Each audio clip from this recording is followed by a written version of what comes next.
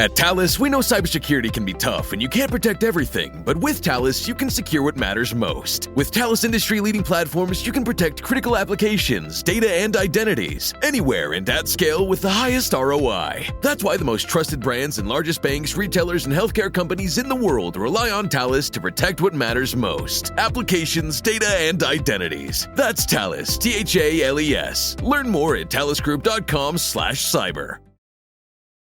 Finished training for the day? Time to fight post-workout fatigue with Core Power Protein Shakes. They're packed with 26 grams of high-quality protein to build muscle and electrolytes to help hydrate. The nutrition you need to help your body replenish, rebuild, and repair post-workout so you can power on to the next one. Champion your recovery with Core Power. Visit corepower.com to learn more. Big news. Sephora is now on Uber Eats. So if you find yourself facing a beauty emergency, like needing a last-minute gift or you're just out of your favorite mascara, again, don't panic. We got you. Order now and get $10 off on Sephora orders of $50 or more on the Uber Eats app. Order now.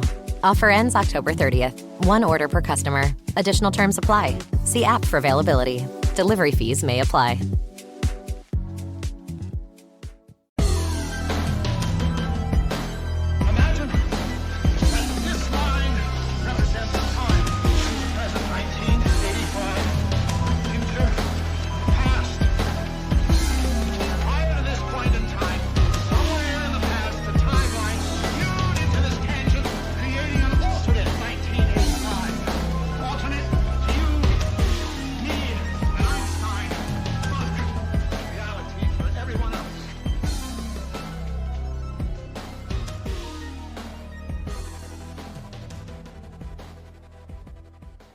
Welcome back to the Infinite Rabbit Hole. I'm your host, Jeremy, and tonight we got a special guest.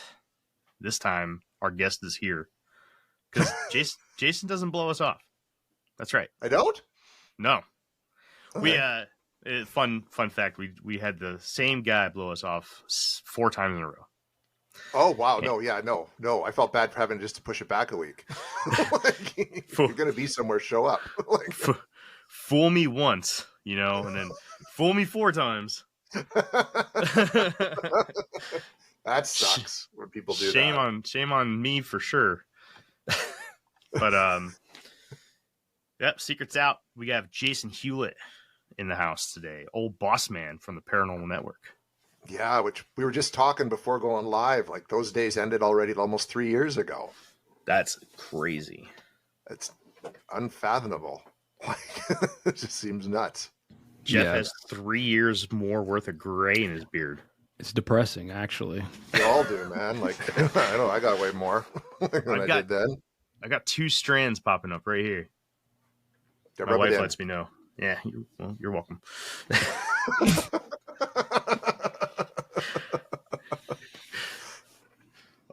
So Jeffrey, you got anything before we get going, bud? No, I don't like this layout. Change it. You don't like it? No, I don't like it. You want Change the other is one? hard. Change is hard. Yeah, go back. Go back to Mike. There we go. Yeah, see, yeah, that's much better. To say it made it so skinny that it was cutting off half of Jason's Yeah, it was cutting off Jason's face. Oh, so that's widescreen. Can't have that. Glorious widescreen. This is much better. Thank you. All right, cool. Well, you let AI do the work, and this is what you get. Exactly. Don't just rely on the AI. All right. Well, Jason, welcome back, man. It hasn't been too long. It's been a year now? Year and a bit? A little bit. About a year? What did we talk about the last time? We talked about Ogopogo, but we also talked about near-death experiences. Yes, that's right. So yeah, it was probably about a year ago. Yeah, because I want to say it was just before Ogopogo came out. Yeah, which that came out in, depending on when you saw it or read the book, like it came out at like Monster Fest in late June, July 1st of last year. That's cool, man. Yeah. You're a busy guy. Yeah. And I really keep getting busy. busier somehow. I don't know how. Yeah, it's like every time I see a post from you, it's like a new thing that you're doing. I'm like, geez, man, save some of this for everybody else. Well, I look at it when people want to work with you, you might as well work with them because one day no one's going to want to have anything to do with you. So I might as well enjoy it while it lasts and just sort of take it all in. And That's not be true, the man. mark. You'll always have a place here for you. Well, thank you so Always. much, boys. I appreciate that. Yeah, so let's do a quick recap of all the cool stuff that you've gotten into. You're doing a radio show now. Tell us about that. Yeah, it's called. Well, remember you and I chatted like earlier this year. I was doing a podcast called Paranormal Theories, and it actually I had to put it on hold because of kind of what we're going to be talking about a bit tonight.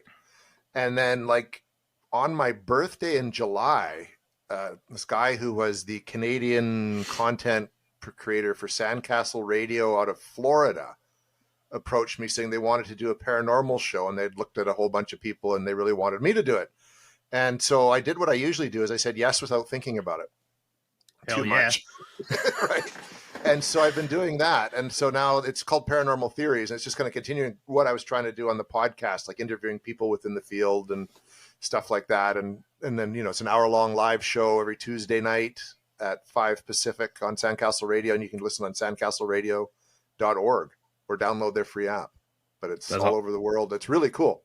That's awesome, man. You got some big names on there. I seen Seth Breedlove. Yep. That's freaking cool. On.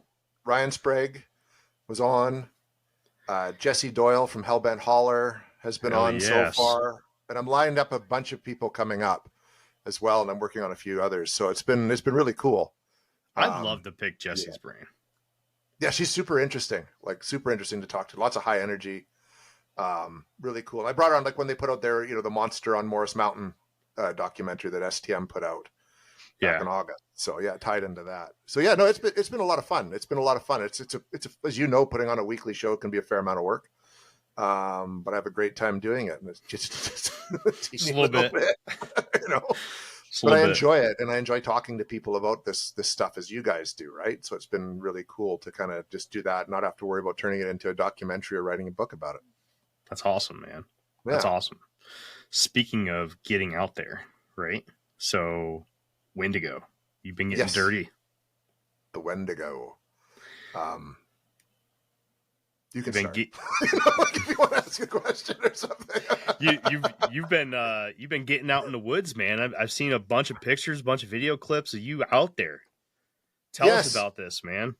All right, so back after writing Legend of Ogopogo, and Cursed Waters was coming out, I just kind of found I had not much to do, so I just started researching different stuff, and the Cadborosaurus and the Wendigo were kind of at the top of my list. And I've been interested in the Wendigo story since I was a kid because there was an Incredible Hulk comic from back in the 70s, late 60s, early 70s, where the Incredible Hulk fought a Wendigo. Really? And in the comic, it was depicted as basically like a white Bigfoot. And it was talking about, in the Canadian North, the Hulk fights the, weird way out Wendigo. And I always thought the Wendigo was like a comic book character, basically. But I soon discovered as I got older that it wasn't. And it's actually a very real cryptid. It's a Canadian folk story and Indigenous roots. So I've always been interested in it. So I decided that I was going to do research and put together a book on the Wendigo. And I was talking with Eli Watson, who I made Cursed Waters with. And he's like, what are you writing about next? And I'm like, the Wendigo. And he's like, dude, you should talk to Heather Moser with Small Town Monster. There it is. Yeah. You can see it. There's two covers, but there's one right here. There. And then also if you go over towards the other side in the middle, well, it doesn't embiggen very much, but yeah, it's fighting a Wendigo. It looks like a white Sasquatch. Yeah, you can see it there. That's wild, man. Go ahead. I'm sorry. I didn't mean to interrupt. It's supposed to look like. Right. Well, okay. So when we're on the topic of its physical description. Yeah. Right. There is. If you've ever stepped foot in a cryptid Facebook group or anything, the Wise, right? Yeah. There's this infamous argument over what a Wendigo is supposed to look like. Mm-hmm. And when the Chad Lewis had come out with a book a while ago, Yep. and Wendigo lore. Yep, that's a good book. Yep. He kind of cleared that up a bit, and so going off of the cover of your book, you went with the stag head. Yeah, that's because that was kind of it was a good decision in terms of marketing, because that's the one most people are familiar with nowadays. Yeah. Right. It's the stag headed thing, but the Wendigo initially didn't even have a physical form. It was basically something that took you over. Like, you went Wendigo, and then you were compelled. You started seeing your loved ones as like game meat, and you started eating them, and that was just sort of what happened. And you kind of you were possessed by this spirit. Then the book came out called The Wendigo, and suddenly, like, I'm gapping out. Algernon Blackwood wrote a novella called The Wendigo, and that was the first time it was depicted as any kind of flesh and blood creature. And initially, there were no horns. It was more like what people describe a rake. You have that? You have that? I did not. You're down one here. step I have it ahead of me, sir. I have it upstairs. Yeah, I sure do. That's awesome. But that's awesome. It's for those that are looking for like legitimate, I don't know, like an entertainment book on the Wendigo. It's not what you think it is. No, it's a bit different. Yeah, it's a very different kind of book, but it put it into sort of a physical form for the first time. So now, especially because Supernatural did an episode about the Wendigo back in like its first season, everyone sees it as this flesh and blood thing. So there's a bit of debate. That's sort of the book cover, which comes out tomorrow, by the way, from Small Town Monster. If you're listening to this not live, it's coming out today. That's right. Yes. Because I'm staying up and getting this episode out for you. Marketing strategy, right? Because that's the version a lot of people are familiar with nowadays. Yep.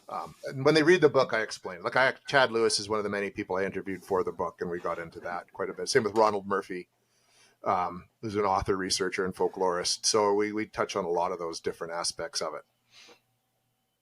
Good. That's good, man. Did you ever find out where the stag head came from? It's just something that developed over time. I think that's the same time that Sam Sheeran actually was talking about it, because I interviewed him in it as well, because that sort of became the pop culture version of it. But it's like, if you look at depictions, it gives it kind of more of that demonic devil-like appearance. You know what I mean? And it kind of fits into something a little more sinister. And I think that just kind of became. And there are some indigenous folk stories where it did have a horn on its head. The Wendigo is kind of, there's lots of different versions of the story, depending on which tribe. It's primarily an Algonquin Cree legend, but there's other parts where they call it like the Witigo, and different, it's spelled a bit different. So I think it's, what you're seeing today is like an amalgamation of a lot of different stories that have brought it together into something that I think people are just trying to find easily digestible in terms of it being a story now. And I mean, people are saying they're seeing Wendigos in the woods, right? And it's, which I find really fascinating too, that now that something that was strictly at first almost like a psychological mental health thing has become a cryptid, a variation on a cryptid. Even it's got more supernatural properties than like the average cryptid. Although now that we could go on a whole topic about just that. Oh yeah, alone, supernatural paranormal cryptids. But for the Wendigo's sake, it's become something a lot more tangible in the public's eye. Jeff, you got anything, bud? He's a fish out of water on this. I don't know shit about this, to be honest. So I'm just here for the ride, you know. Keeping the chat entertained right now. I'm arguing with somebody because he wanted to go fishing in 20-mile-an-hour winds, and I'm not doing it. It's a different topic. He's having a whole like conversation in the chat right now. It's awesome. He's a great guy. Let's see. I lost track. So you said that you were halfway in with Caddy and the Wendigo. Yes. Caddy's interesting. Caddy's super interesting. I was hesitant to do another aquatic creature book after writing about Ogopogo, though. You know what I mean? I wanted to do something a bit different. And yeah, but what it's happens different when enough. I mentioned that? Pardon me? It's different enough. I think so. And it's on my to-do list, obviously, especially being in British Columbia. It wouldn't be hard to kind of go down and write something on it. But when I kind of mentioned the Wendigo to Eli, he's like, I should talk to Heather at STM because they were going to do like a Wendigo film the next year. So this year kind of thing. And I'm like, okay. And everything just kind of went from there. They were interested in the book. So we went ahead and signed on for the book. And then eventually they were going to do the movie. Eli was going to do it. And then I think at one point Seth was going to do it. And then they knew they wanted the book out in time for Halloween. And I'm up in Canada. So they said, ask me if I wanted to do it. So I said, sure, I'll do that too. That's good, man. That's awesome how that just fell into place for you. I like that. Good stories. Yeah, it worked out. So, you're doing a lot of work with small town monsters now. Yes. I see that. Are you like officially part of the crew now? Like what's going on here, man? Give us the deets. I work on contract for them, creating like shows that are basically based on Canadian content for them. And so that's where like the Wendigo project has come in, and I'm working on something else that I can talk a bit more about. It give me about another month or so, and I could talk about that. And then there's some other stuff coming down the pike. So the focus right now is definitely very much on Wendigo. They were really happy with Ogopogo, like the book and Cursed Waters, and then having hung out with them, at Monster Fest last year and stuff like that, you build up a good rapport. And I mean, you if you work hard and put out something. The family that vacations together stays together. At least that was the plan. Except now the dastardly desk clerk is saying he can't confirm your connecting rooms. Wait, what? That's right, ma'am. You have rooms 201 and 709. No, we cannot be 5 floors away from our kids. The doors have double locks. They'll be fine. When you want connecting rooms confirmed before you arrive, it matters where you stay. Welcome to Hilton. I see your connecting rooms are already confirmed. Hilton, for the stay. This episode is brought to you by Indeed. When your computer breaks, you don't wait for it to magically start working again. You fix the problem. So why wait to hire the people your company desperately needs? Use Indeed's sponsored jobs to hire top talent fast. And even better, you only pay for results. There's no need to wait. Speed up your hiring with a $75 sponsored job credit at Indeed.com/podcast. Terms and conditions apply. Wish you could become a morning person? You know the type, up before the sun, early morning runs, first one to the office with donuts and a smile. How do they do it? Easy. With the new Galaxy Watch 8, sleep tracking and personalized insights from Samsung Health help you improve so you can wake up to a whole new you. One who, dare I say it, skips the snooze? It's possible. Train your sleep with Galaxy Watch 8. Learn more at Samsung.com. Requires compatible Samsung Galaxy phone, Samsung Health app, and Samsung account. Good, like, and get along with people. It's amazing what can happen. That's awesome, man, because they got like an all-star crew there, and I couldn't be more happy for you. That's an awesome group to get in with. Yeah, I'm feeling very blessed, like super, super lucky to be doing this. And to be working with them, and they are all amazing people, and they all approach it the same way I like to approach it, which you take this seriously. Like you do the work, you research the stories and the legends, and you don't like over dramatize it or sensationalize anything. You just put the stories out there and let people decide for themselves what they think all this stuff is. And that's always been the way I've liked to approach things. Yeah, wasn't Linda Godfrey a part of that at one point too, before she passed, I believe? I'm not sure. I think she was. I know Seth Breedlove, Shan LeGros. I think Ken Gerhard's in there too. Yeah, he does stuff with them from time to time, and Lyle Blackburn has. Yeah. The guy I'll be working with in 2 days, which I'm super fucking nervous about. Yeah, and Lyle's great too. I actually had the pleasure of meeting him, and he was really nice to talk to. Really cool. That makes it a little bit better. Yeah. I'm slightly nervous. And then I know there's a lot of smaller pieces of it too. But I mean just that cast alone, man, that's a hell of a cast. You're up there in the pantheon now, Jason. Oh, thank you very much. It's been an honor. It's also pretty intimidating at times, or it can be. But the more I do with them, the better I feel about what I'm doing. And working on this book and the doc was like really a great experience with them. So The Moore has a question. He said, "So when researching lore, do you dig up old books? What kind of as often as I can. Books, papers. Nathan Carlson wrote a great piece about the Wendigo and how it ties into his indigenous lore, and that was an invaluable tool. And for other projects I've got coming up, I'm digging into whatever book I can find on it. I don't just sit on the internet and chat GPT for information or anything like that. I was a newspaper reporter for 10 years, so I like to old school approaches to researching as much as I can. Good. To get the right kind of information and find the right people to talk to, right? Yeah. That's the other half of the battle, is finding, people to talk to. In the case of Wendigo, because it is an indigenous story, I was really lucky to be connected through Morgan Knudsen with Alicia Pearl-Werner, who's a Cree in northern Alberta, to get her aspect on the Wendigo. And there's an encounter story in the book that involved Alicia and Morgan that we actually got to follow up on and investigate, which was really cool. That's cool, man. Knudsen too, huh? Look at you, man.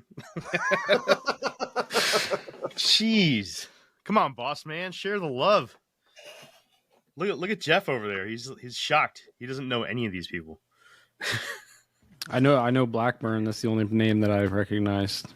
Do you? Yeah. I don't know how. Is that a show or something? He's been on quite a few TV shows. Yeah. There you go. That's what it is. No, it's not. It's because I said something about him last week. It might be that too. When I found out I was working with him on Tuesday. Well, no, I mean, I've seen like all the shows, right? You slap on some Discovery Channel or History Channel, like I've seen it, right? But outside of that, Lyle Blackburn is famously known as the guy with the leather cowboy hat. Yes, he almost popularized that, didn't he? Yeah, here I'll show you guys a picture. I thought that was all the cryptid guys, man. Isn't that like a law that the cryptid guys have to wear that hat? Ken Gerhardt has a similar hat. Ken Gerhardt does have a similar hat. I have seen this guy before. Yeah, Lyle, man. He's a badass. Definitely badass. He sings like a rock band too. Oh yeah, he does. Yeah. It's something I can't remember the name of it. It's something spooky. Yeah. Can't definitely falling short on the name. I'm not going to sit here and waste 10 minutes thinking about it though. Let's see, man. So where do you want to go? You seem like you have just everything on your plate right now. What's the end goal for Mr. Hewlett? What do you want to do? Like, I'm kind of exactly where I kind of always wanted to be, if that makes sense.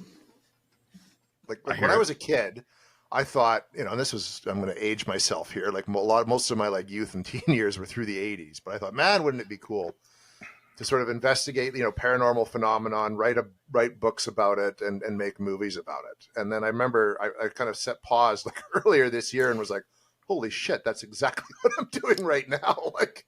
And so I'm just excited to be doing this and to actually, be able to take it seriously, take a serious approach to it and have the time to do it right and to work with people that are like-minded and to have people read the books and watch the films. And, with tracking the Wendigo, which comes out at the end of the month, that's the first time I think this first feature-length documentary I've made. So it's the first time it's something like that I've made is going to actually hit public eye.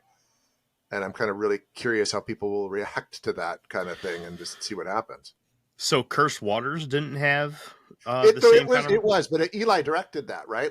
Eli wrote and directed it, and I was kind of the primary researcher and a part of that. So that was great, and it went over really well. People really, really liked it, and we screened it at the Town Theatre here in British Columbia in Vernon last October. It had the kind of the Canadian premiere, and people loved it, which was great. But this is one where it's it's kind of like a all on me kind of thing in terms as the writer, the director, and the one who did, put everything together and did all the traveling around and all that. So I'm really curious just to see how people will react, if they'll like it. I think the Wendigo story is so fascinating, and it's popular enough, right? And well-known, movies like Antlers have been made with the Wendigo, and video games like Until Dawn. So I think there's people out there who are really interested in it. So hopefully it'll just react well with all those people who are curious about the Wendigo and just see what happens. I want to say, okay, so I don't play a lot of video games, and I don't watch a lot of movies. I know they just came out with the movie for Until Dawn. I haven't seen it yet, but I played the game shoot, 5 years ago, probably. Yeah, it came out like 10 years ago. And I want to say that they did it pretty good too, didn't they? They actually they made actually it a have the spirit. Wendigo without the horns. Like they have that version of it. Yeah. And it just bring me back to all the research that I did, because I did a 2-part series back when we had Kenzar on as a guest for this show before she was even a host. Okay. She had reached out to us and was just like, "Hey, you guys are kind of cool. You know, what's up? Thanks for making a semi decent podcast." And I'm like, "Fuck, dude, this is like I'm counting this as fan mail." So no, I'm just kidding. She was actually super cool, man. Honestly, without that email, I don't know, man. We probably never would have gotten the springboard that we needed to still be here 5 years ago, or 5 years after. So I owe a lot to Kid. She's phenomenal. And I asked her what she wanted to come on and do. She's like, "Well, I want to do something, Canadian and cryptid." So I just threw a bunch of Canadian cryptids at her, and I said, "Choose one of these." And she's like, "Wendigo." I'm like, "Sure, let's do it." So I dove right in, man, and I found out some crazy shit, like boiling bear tallow and shoving it down people's throats to help fight off the cold heart. Oh, yeah, to melt, because the heart. That's why the book's called Heart of Ice. Because if you're taken by the Wendigo, your heart literally turns to ice. You have to either melt it with hot tallow or shatter it. Like cut the body open, rip it apart, shatter the heart, burn the remains, and bury all the different pieces.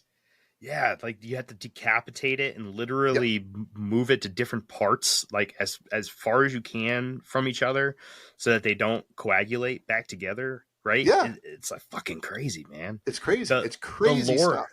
The lore is so deep on it. It's incredible.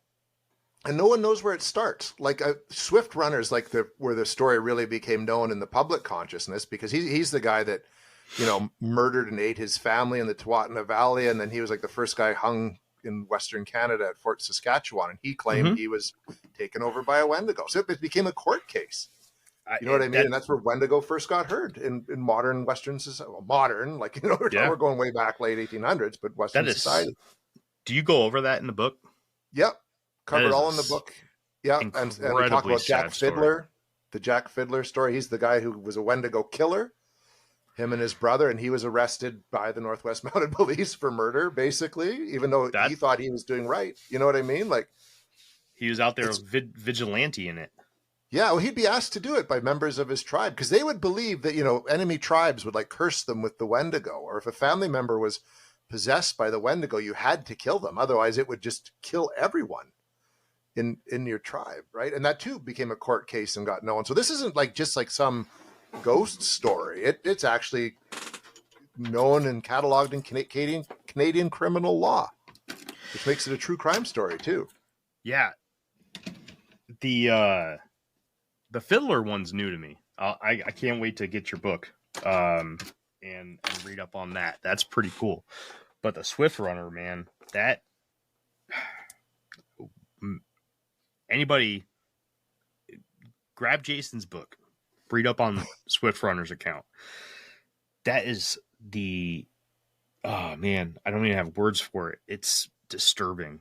It's extremely disturbing, and it's heart-wrenching and horrible. It's terrible, man. But just to kind of highlight the real world or real life aspect of what this lore, this legend does, right? Yeah. It's incredible. Even if there isn't, let's say, like an actual Wendigo spirit, right? There's still something that happens to humans at some point after a certain level of hunger. And that's kind of what they gave the title Wendigo to, was that breaking point. And there are, just like you were saying, so many well-documented stories of people crossing that line and doing some absolutely horrendous things to people they love, people, who they fathered or mothered, people who they married their own parents. It's fucking brutal, man. I have no way else to put it. It is. It's like a real life horror story.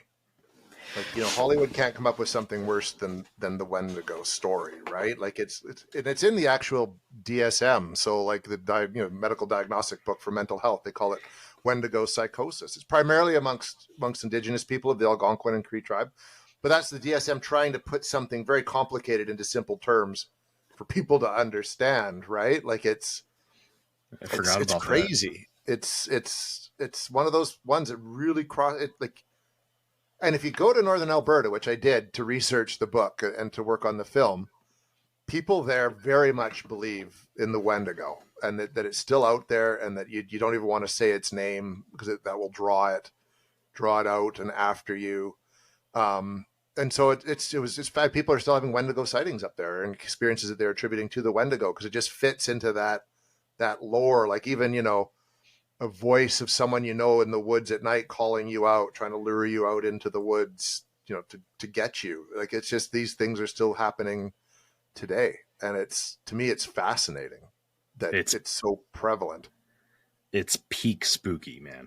Yeah. It really is peak spooky. It is. And when working on the film, my colleague Olivier and I actually, because there was a Wendigo sighting reported near where I live up here in the interior of British Columbia. And that's talked about in the book. And Pete Rand, my colleague, and I go out to do a bit of investigation. But after that, my colleague Olivier and I went out for the documentary and decided to do a full-on investigation at night, in the cooler months to see if we could foolishly lure one of these things out kind of thing. And it was really interesting. And I had something happen doing it that I thought was one of the things that made me at least jump the most kind of thing that I'd had happen, which I don't want to talk about because I eventually want people to watch the documentary when it comes out in a few weeks, but that became a wraparound story for the documentary. And the book is kind of the middle portion of the film, but there's so much more material, like talking to Sam Sheeran about the Wendigo and pop culture, all the different ways that it is,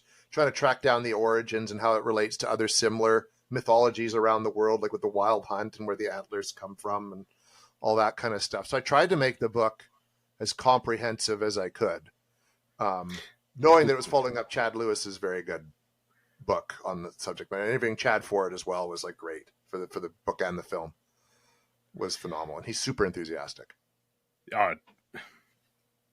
Well, we could talk about Chad Lewis later.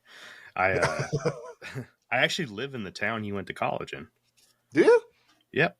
That's awesome. He went to Stout, University of Wisconsin Stout, which is right down the road from me. Welcome to Sephora. I'm looking for a perfume that's not too perfumey. I got you. Serum moisturizer or moisturizer serum. Let's get into layering. My concealer is making me look worse. Sounds like the wrong shade. Let's get you matched. There's only one store that really gets what you're going for. Get beauty from people who get beauty. Only at Sephora. Hi, let's get you a basket. Hey, the vibes are slipping. I think it's time to bring out the Velveeta shells and cheese. The holidays are a time to go all in on indulgence. Headline your meals with the rich, creamy meltiness of Velveeta shells and cheese and satisfy your holiday cravings like no other. Bring that main course energy to your side dish. Celebrate extra with Velveeta these holidays. No one should have to choose between their own safety and their pets. But nearly half of domestic abuse survivors delay leaving because they can't bring their pets with them. Purina is helping to create more pet-friendly domestic violence shelters through the Purple Leash Project, so survivors and their pets can escape and heal together. Visit Purina.com/purple to learn more. That's awesome. Yep. I showed up at there's a little bookstore, Dragon Tales Books, right here on Main Street, and they got signed books by him and everything. It's pretty cool. That is cool. That's very cool. That's like, yeah. He's a great, I never got to meet him in person, but boy, it would be really great to sit down and actually talk to him. I'd love to talk to him too. It'd be awesome. All right. So speaking of sightings, okay. As a researcher, let's put you in a scenario based. setting, right? Okay. Someone approaches you with let's say, or a group of people approach you with sightings, personally emailed to you, right? How are you filtering these out from cases that you're going to use and you're going to actually look into, from cases that you're pretty certain are either false, misidentification, whatnot, right? Yeah. And yep.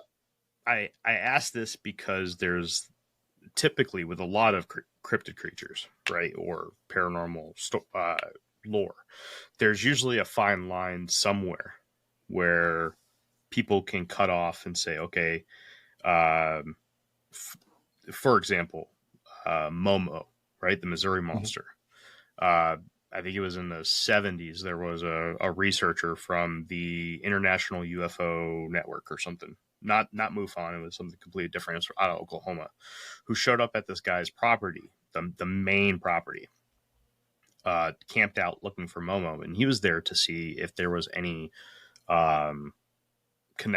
possible connection between Momo and UFOs, because there was also a large flat that happened around the same time in the area. He was interviewed for a local newspaper, and in that local newspaper, he described Momo as having a gigantic head, which is something that we all know it as having. But then he also slipped in the description of bright, glowing orange eyes.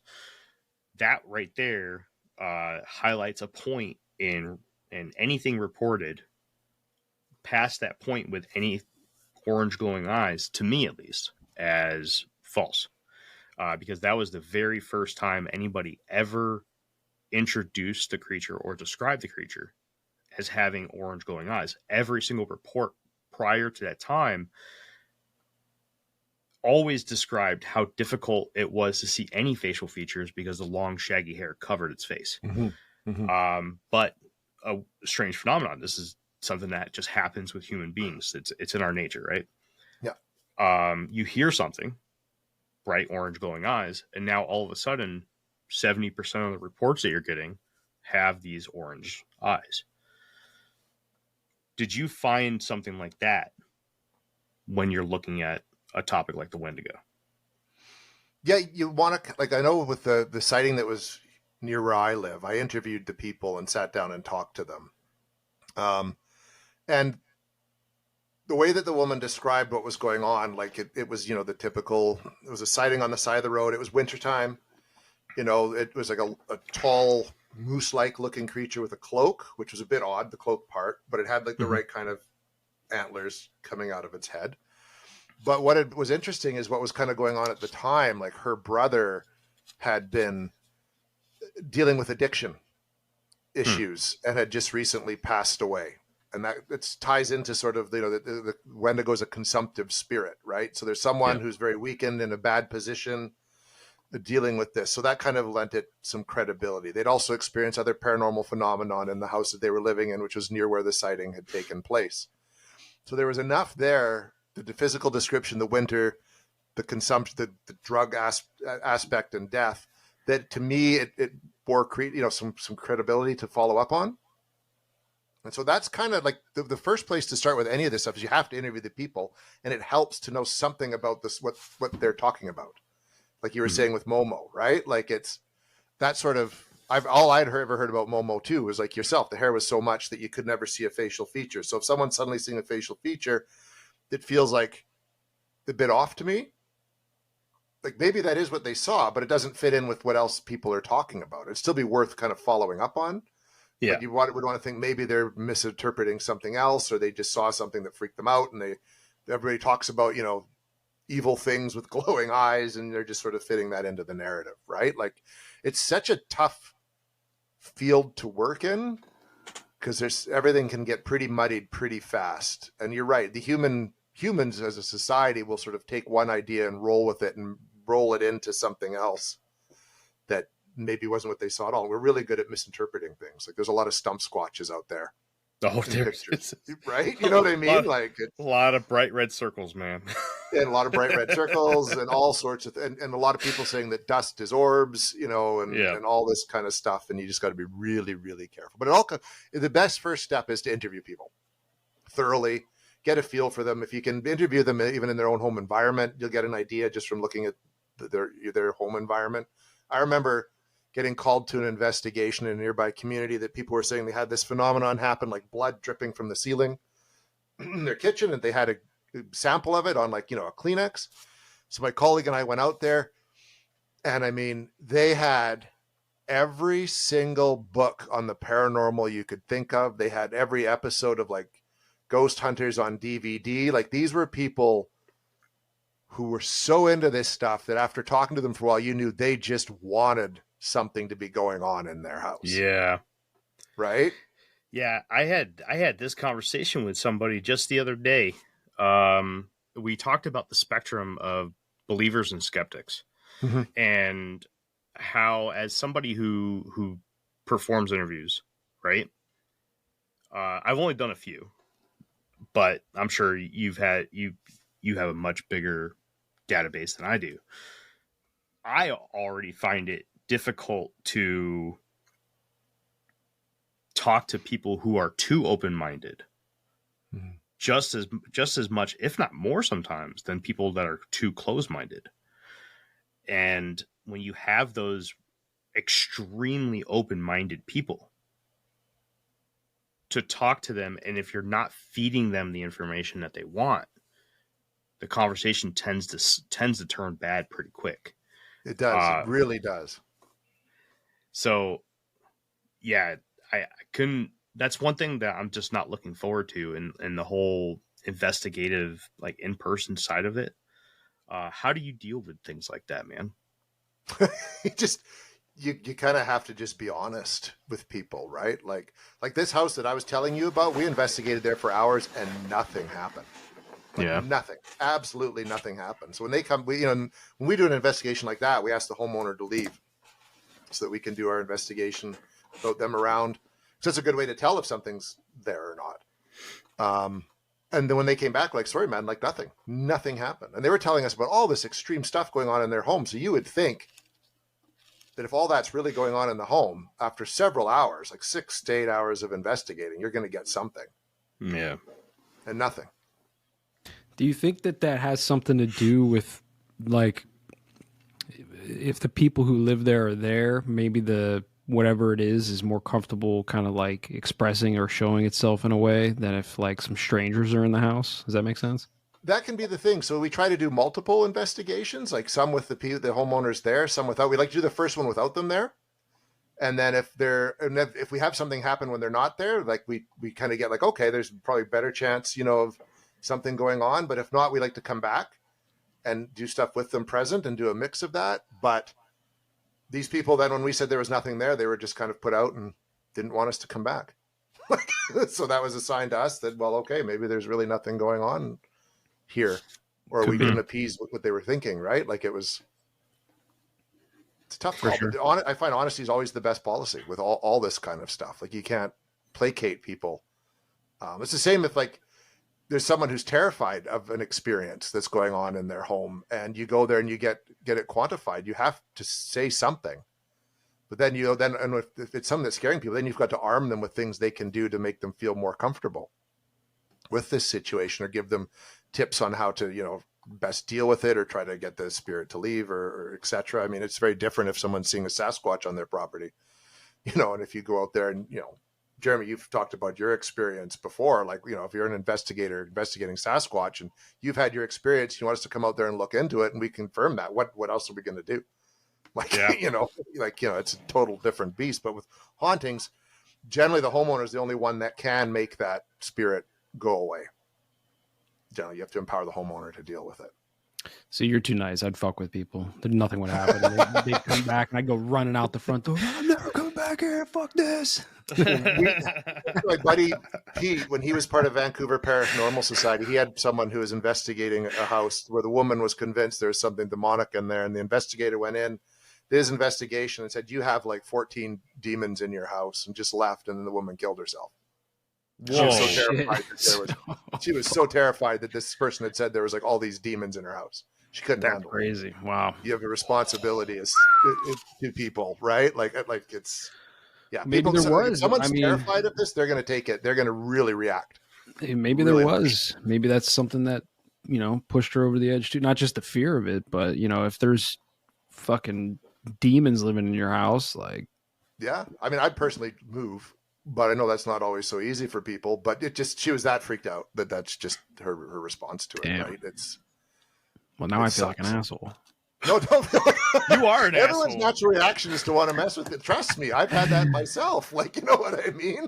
But the longer you do this, you just realize like there's as an investigator, you have such a duty to the people that you basically consider your clients. Even though we don't take money for what we do, like you have a duty to them to be respectful and honest and act with integrity. And there are so many people out there who call themselves investigators or demonologists who just don't. They're just looking to make a buck or have an adventure or a thrill. And they're doing more harm than good. And I mean, there's so many people on TikTok that are doing that. Like, it's shameful, really. It really is. It really is.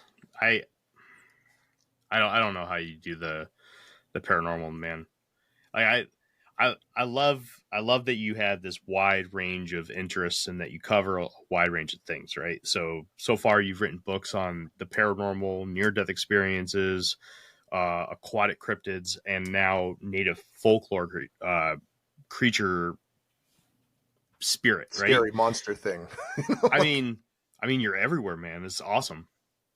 But I give you props for diving into the world of like spirits and stuff, man. I just can't. I was scared shitless from what I saw when I was 9. I could not imagine being in a situation where something's there, you can't see it. I'd lose my mind. I would fucking lose my mind. And the person who came into my house and ran out the front door, I'd be like, yep, all right, cool. I'm not ever stepping foot in that house again. Fuck that. That's how I started though, right? Like, I was always fascinated by all this stuff, but the first thing I kind of ever really investigated was sort of ghosts and spirits. That was just sort of the easiest route to take, I guess, at the time. And then working with, a paranormal group, that's what most paranormal groups deal with. And it was always had a fascination. And that's something now that we're focusing on as Canadian Paranormal Society, is because we are branching into these other areas. It's learning how to properly investigate all this other phenomenon, because you can't look for Bigfoot or UFOs the same way you kind of investigate ghosts. Like, it just doesn't work, right? So we're trying to learn from people who've done these things for a long time the right way to investigate all these different phenomena. Speaking of, we just had a really big name in the field of Bigfoot pass away 2 weeks ago now. Yeah. Actually, the only professor in a well-known university that I know that covers anthropology mixed with Bigfoot. And it's actually sad. It's really sad. His name was Dr. Jeff Meldrum. So if anybody gets a chance, look into some of his work. I'm sure that if you've ever watched a Bigfoot show, mm-hmm. or a documentary, you've seen Jeff Meldrum. It kind of got covered up because of the Charlie Kirk assassination. Yeah. So it didn't really get out there, but I mean, I think it happened just prior to it, like within the same day or the day before. It was really quick. It was really quick. Yeah. They were almost simultaneous. He's someone I obviously super familiar with his work through, especially like you say, through the TV shows and documentaries. And I was like, that's a big loss. And that's the sad thing, is a lot of these guys who are the legends in the field are getting up there in age, right? And they approach things so differently than a lot of people do now. Like, you have to respect their approach to how they investigated this phenomena. Yeah. What were we? At Starbucks, we've more than doubled parental leave for full and part-time baristas, giving them up to 18 weeks of paid time off, so they can be there for early bedtimes, late nights, first laughs, and spend more time with the best company they know. At Starbucks, benefits like parental leave are just the start. Learn more about Starbucks industry-leading benefits at starbucks.com/partners. As a contractor, I don't pay for materials I don't use. So why would I pay for stuff I don't need in my mobile plan? That's why the new MyBiz plan from Verizon Business is so perfect. Now I can choose exactly what I want, and I only pay for what I need. Right now, with MyBiz plan, get our best price, as low as $25 a line. Visit verizon.com/business to get started today. New lines only. Price per month with 5+ lines. Includes autopay and paper-free billing and promotional discount. Taxes, fees, economic adjustment charge. Applicable add-ons, prices, and terms apply. Guarantee applies to base monthly rate and stated discounts only. Add-on prices additional. Offers end September 30th, 2025. Whether your business has 6 floors or 6 employees, Walmart Business has everything you need to save time, money, and hassle. You can restock your break room with bulk ordering or bulk up your ordering team with shared payments. And you can get it all delivered straight to your business's door, whether that's on Wall Street or Main Street. Walmart Business. It's the Walmart you love, now for your business. Learn more at business.walmart.com. Just talking about the mathematician Planck. God, what was his first name? I can't remember his first name. But he also had a concept, a famous concept, and I'm gonna melt my mind trying to think of it. So I'm not gonna again waste too much of your time. But basically, the gist of this concept was science only moves forward one funeral at a time. Yeah. And I feel like that's actually the reverse for a field like cryptozoology. I think that as time goes on and as we have more of these funerals, right? John Green, Dr. Jeff Meldrum, there's a ton of them, right? Yeah, they're all getting to that age. I mean, Lauren Coleman's up there now too. Look at what we're replacing them with.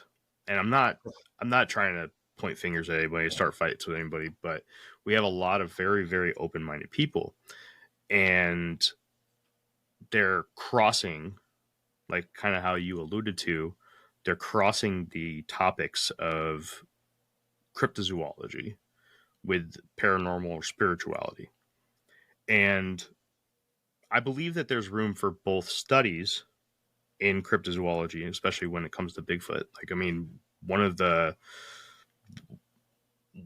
my favorite interviews I've ever done was with Carter Bushard, right? Carter. He Carter's talks about super interesting dude. Yeah, and he dives really deep into the mind speak Bigfoot. But he does it from an educated point of view, and it's really nice. But a lot of the people that are starting to fill these shoes are, I mean, I'm trying to be nice about this. I feel like they're too open, and they're leaning very heavily on AI. Mm-hmm. I don't know if you've come across this a lot in your recent times, but it seems like every time I go on to anything for research, I have to filter out more AI bullshit than I ever thought I would have to. And it's starting to bleed into books. And I don't know, man. I don't know. I feel like it's the opposite for this particular field, because we're losing all of those guys who put in some real tough blood, sweat, and tears and time, and we're replacing them with AI, and we're replacing them with what's the easiest way to make a buck. Mm-hmm. And it saddens me. It really does. Me too, because I think if this is something you're super serious about, you're going to want to put the time in. Yeah. To research it, to actually, like, you know, I'm a big reader, so I have no trouble picking up old books and reading them and sifting through documents, and then going out to the places where people are having these experiences and interviewing those who are having these experiences and physically spending time there yourself to see what you can find, if anything.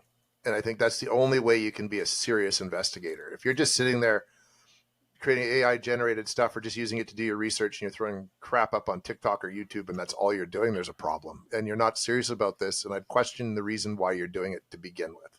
Yeah. You know, and the fact Chad Lewis told a story where he was at a Paracon, you know, and there's people there who are serious investigators, paranormal investigators.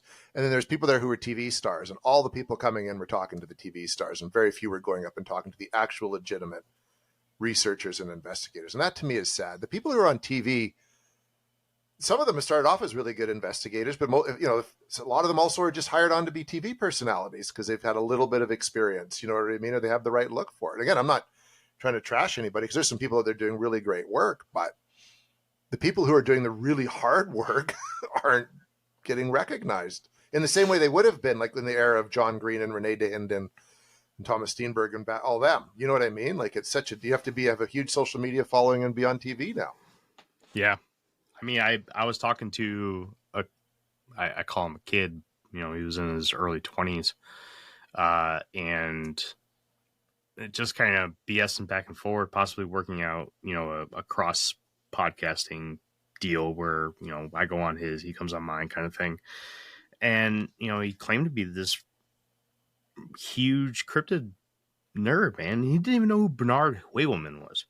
And I'm like, I think we're just going to stop this conversation, man. I was like, if, you know, I didn't know who Bernard Hewlett was, didn't know who John Green was.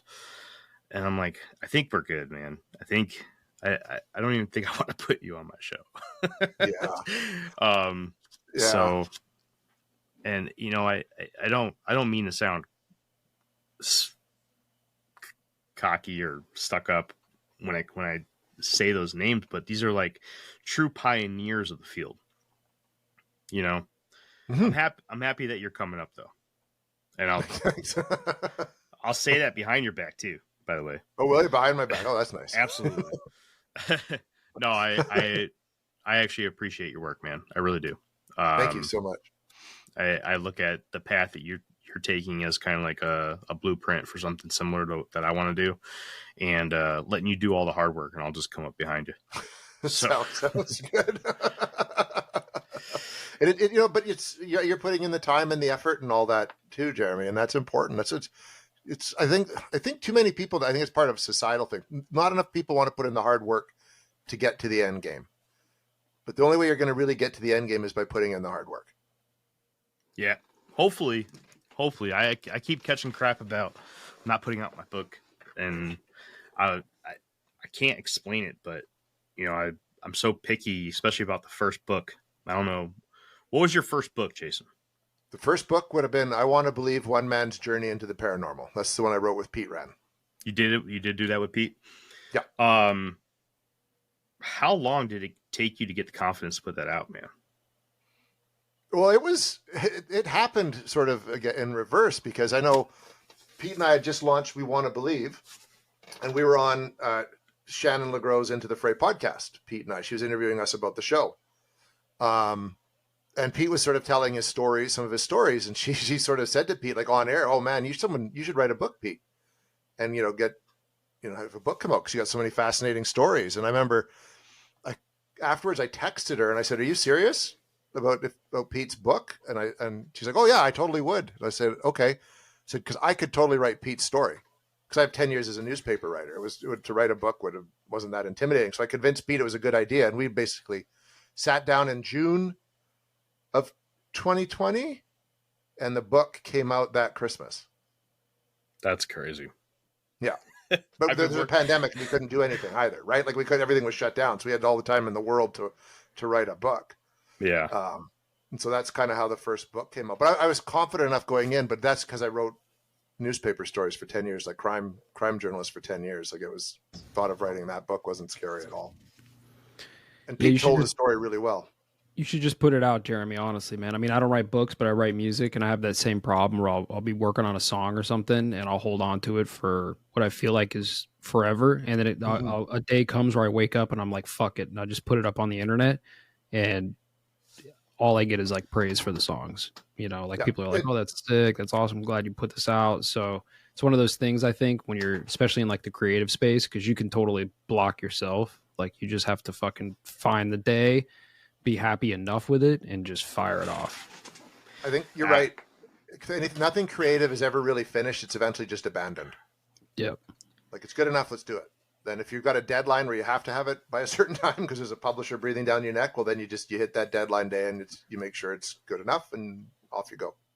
And then you can always do a follow-up. Yeah, you know? exactly. You find up, but I don't want to do a follow-up, man. That's part of the whole thing. All right, we're getting into me. I don't want. Let's stay on Jason. Jason, we got a question from Spectrum Assassin here, man. He said, "I wonder what he thinks of ultra-terrestrials like elves or gnomes." Oh, well, I love John Keel's ultra-terrestrial concept. I'm a big believer in it. Because we have there's the little people, which have been people who call them fairies and things like that, and indigenous tribes, there's tricksters, all that stuff. So I have no doubt. I think elves and gnomes are just different names for a different phenomenon all over the world, and I'm fully convinced that all that is truly out there. I think Keel was really onto something with his whole ultra-terrestrial concept. If Spectrum, if you're looking for a good book on the whole ultra-terrestrial thing, right here, Strange Creatures get that out of the from Time and Space from John Keel. That's a killer cover too, by the way. Oh yeah, dude, it's absolutely awesome, and he doesn't dive into it as much. I mean, he talks about it in pretty much every book he does. Trojan Horse talked about it. Mothman Prophecies talks about it. Absolutely. The Eighth Tower, is that what it is? The Eighth. I think that's what it's called. But the Complete Guide to Mysterious Beings is another one that he does. This is more of just like your cryptozoological book, state by state here in the United States, that John Keel did. But he does refer to the ultra-terrestrial hypothesis that he presented most famously in Strange Creatures from Time and Space. Yeah. So highly recommend that if you're looking into like the whole ultra-terrestrial concept, gotta grab some John Keel, man. Yeah. It is. He's the man. It's pivotal. Yeah, he started it all. Yeah, and I mean, there's all kinds of stuff that build off of it too. Like even the more present phenomenon of like Skinwalker Ranch, because they're talking about like potentially being a cosmic trickster. That all spans off of John Keel's original theory from the ultra-terrestrial. So highly recommend John Keel stuff. And if you ever need a list of good books to grab from him, just let me know, and I'll get them out to you. Jason, I'm kicking myself right now because I was supposed to order and I haven't in over a year. I've been meaning to order Jadu, the first book he did before he went and looked for the Yeti in Nepal. Oh, so I gotta grab that. I might as well just snag that now. Just order it out. You can pause and go on your phone and order it off Amazon right now. So you don't no, I don't pause anything, man. I just do it. I order more books when I'm talking to people than I like during recordings than I do when I'm not. It's crazy. Well, because your brain's working, right? It's working on all this stuff and turning it out. That's my brain works the same way. Yeah. So yeah, I'm gonna grab it right now. Would like clockwork elves, like Terrence McKenna's theories about like the entities you see in altered states of mind or consciousness, would those be considered like ultra terrestrials as well? Yes, I would and say no. So, to a degree. So John Keel had this really fascinating concept that he called his window theory, I believe it was called. I might be off slightly on the exact terminology. But basically his basis of the belief behind the ultra-terrestrial was that there's these parallel universes that sit close to each other, and they're basically giant bubbles. And when they come in contact with each other, they create a crossover of the two parallel universes, and that cryptids are creatures technically from this parallel world that come in through these windows, these cross sections between the parallel dimensions or parallel worlds, if you will. So he even went as far as to explain that local cryptids, like ones that you only find locked in by local lore, let's say like the Snallygaster of Frederick, Maryland, right? That's a perfect one. Or the Van Meter Visitor of Van Meter, Iowa. The Puerto Rican Chupacabra is another one, where the Puerto Rican Chupacabra is uniquely a reptilian alien-like build. But then in the southern United States, we have a four-legged quadrupedal canine, right, with mange. That's how, they both do the same thing. They're technically both bloodsuckers from livestock, but they're visually and anatomically different. He used that as an example of these parallel worlds, right? We both have a creature that fills the same role, but as they cross over, there's a pocket in Puerto Rico, or a window in Puerto Rico, that lets them cross over or be seen. Are you a forward thinker? Then you need an HR and finance platform that thinks like you do. Workday is the AI platform that helps propel your organization, your workforce, and your industry into the future. Workday, moving business forever forward. Anyone can follow. It takes something special to be an original, which is why the 2025 Lincoln Navigator SUV arrives with new ways of surrounding you in luxury, including the ultra-wide 48-inch panoramic display and the multi-sensory Lincoln Rejuvenate experience. A true original never stops evolving.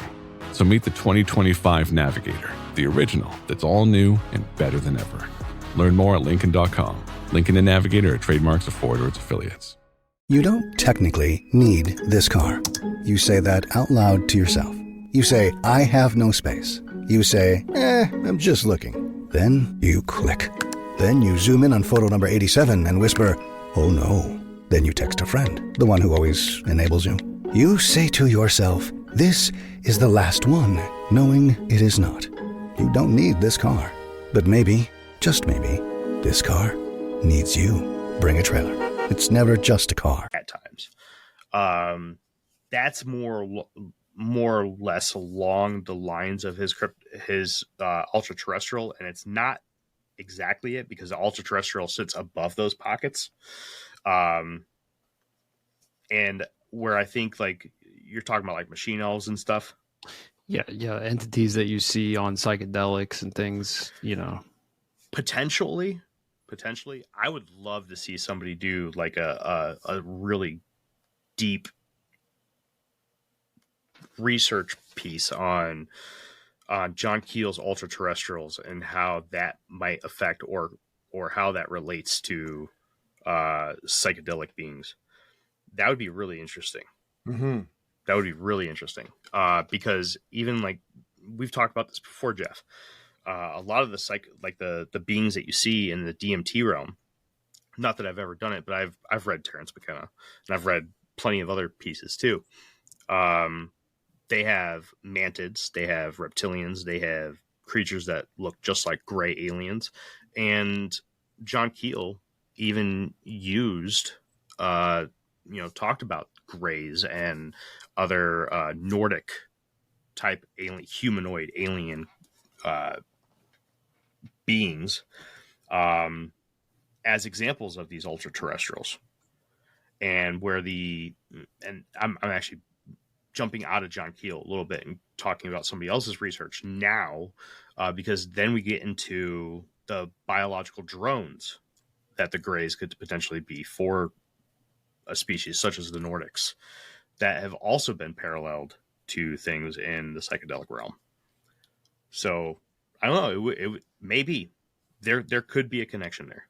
There could be, but I don't think anybody's ever drawn it before. And it'd be interesting to look into.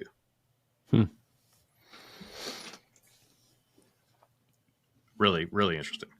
Mm-hmm. Anyways, back to Jason. Sorry, man. Well, that's all right. That's it. That's super fascinating. It's super fascinating stuff. No, we love to go down the side tangents here. Let's see, man. Well, you can't tell us what you're getting into. Not yet. Not yet. Soon. You got any projects that you can tell us about? What are you working on, man? Other than the super secret stuff. Well, there's obviously the book is out. Tracking the Wendigo comes out October 26th. And then I am working on a Sasquatch documentary. Ooh. It'll be out by the end of the year. And we're just sort of it's just gone for scoring today. The cut was ready enough that my buddy Sean, who's scored everything I've done, like We Want to Believe, right through Tracking the Wendigo and stuff, is working on the music for starting probably tomorrow. And it'll be out in time. I don't have the exact release date yet, but it's going to be like mid-December. That's cool, man. Yeah, that's it's cool. Sasquatch in British Columbia. So we follow a case on that, and then we go down to Harrison Hot Springs and talk to like Thomas Steenberg, Jerry Matthews, Bill Reed, Brad Trent, all like veteran people who worked with John Green and Renee DeHinden and all that, and that's so cover some of the lore down there, and then come back up and conclude our investigation. And had some interesting stuff happen. That's so cool, man. That's as deep as I can go talking about it. Good enough, man. I'll take it. Yeah, I'll take it. Then a bunch of stuff coming out in 2026 that I'm working on, which is I'm really excited about, and can start when I can start chatting about it. But it's something I've wanted to work on for a while, and I'm excited that I get the chance to. So Skeeter asked, "Where can we see it?" Well, the Sasquatch. Yeah, or anything. Right now, like keep tabs on sort of Small Town Monsters YouTube channel. Well, that's where the stuff will be coming out. There you go. Is the Bigfoot project coming out through Small Town Monsters as well? It will as well. Yeah. Yeah, that's cool, man.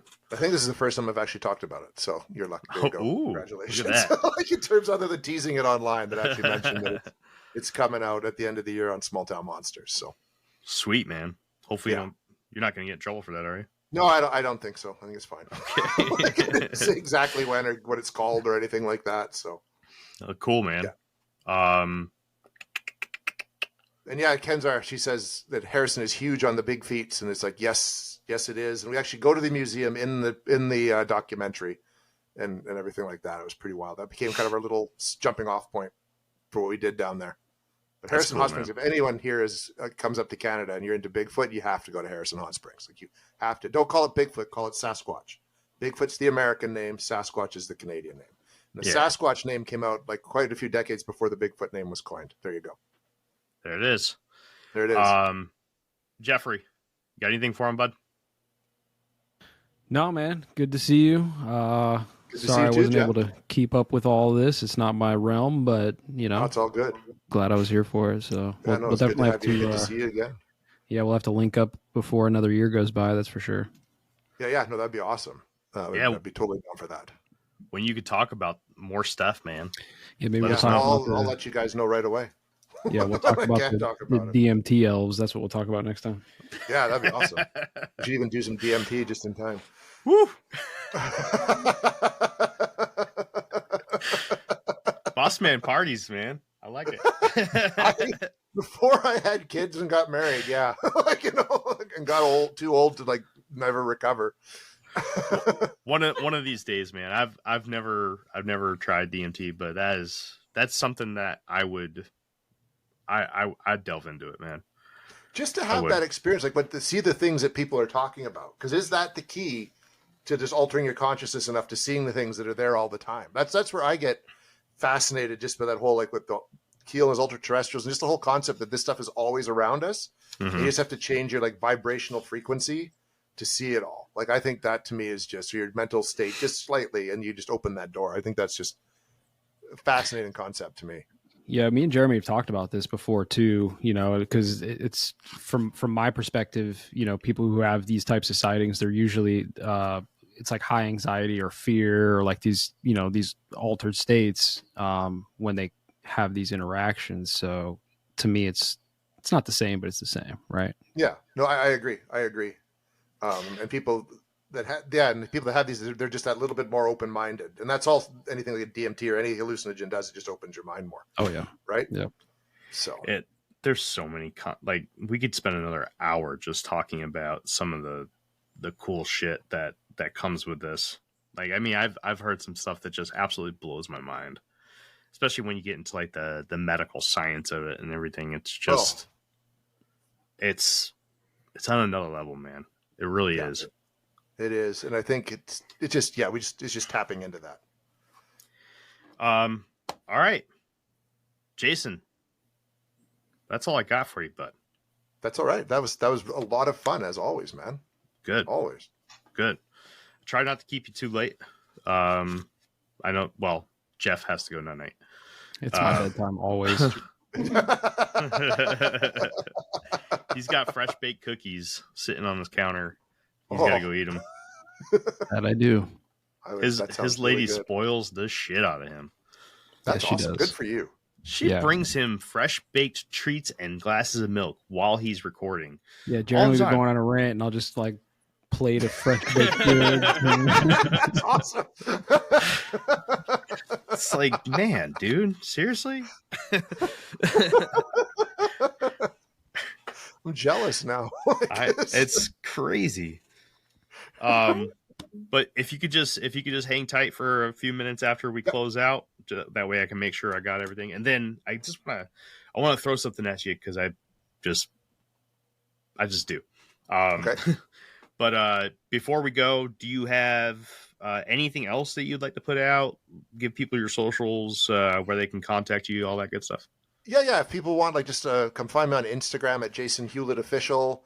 I'm on Facebook as well. There's a few Jason Hewletts out there. I'm the guy holding the rifle. And if you want to reach out directly, you can just email me at jhewlett72@gmail.com. So JHEWLETT72@gmail.com. Perfect.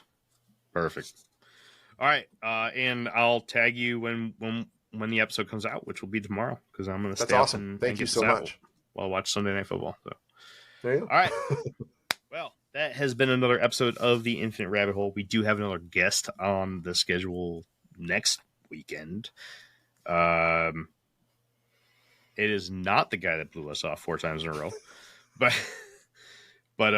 we'll see. And if so, we'll be diving into 9/11 and some of the misconceptions behind that. All right. Well, until next time, travelers, this has been another episode of the Infinite Rabbit Hole podcast with our guest, Jason Hewlett, old boss man from the Paranormal Network. Until next time, travelers, we'll see you in the next fork in the path of the Infinite Rabbit Hole. Bye, everybody. Adios. Bye. There it is.